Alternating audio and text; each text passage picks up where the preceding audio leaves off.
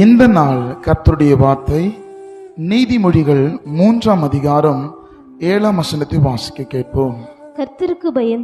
கர்த்தருக்கு பயந்து தீமையை விட்டு விலகு. எனக்கு அருமையான தெய்வ பிள்ளைகளே, கர்த்தருக்கு பயப்படுதல் என்பது எதை அடையாளப்படுத்தும் சொன்னா, நீங்க செய்கிற அந்த தீமையிலிருந்து நீங்க விலகி கர்த்தருக்கு பயந்து அவர் காண்பிக்கிற, அவர் நமக்கு சொல்லி கொடுத்திருக்கிறதான பாதைகளில நீங்க நடப்பீர்கள் என்று சொன்னால் அது கர்த்தருக்கு பயப்படுகிற பயத்தை குறிக்கும். ஏனென்று சொன்னால் கர்த்தருக்கு பயப்படுதலே ஞானத்தின் ஆரம்பம். இந்த நாள்ல ஒருவேளை தீமையான பாதையில செயல்களில நீங்க இருப்பீர்கள் என்று சொன்னா, இல்ல தீமையான சிந்தைகளில தீமையான வார்த்தைகளில ஒருவேளை நீங்க இருப்பீர்கள் என்று சொன்னா, அந்த தீமையிலிருந்து நீங்க விலகி கர்த்தர் காண்பிக்கும் வழிகளை போக நிச்சயமாய் கர்த்தர் உங்களோடு இருப்பார்.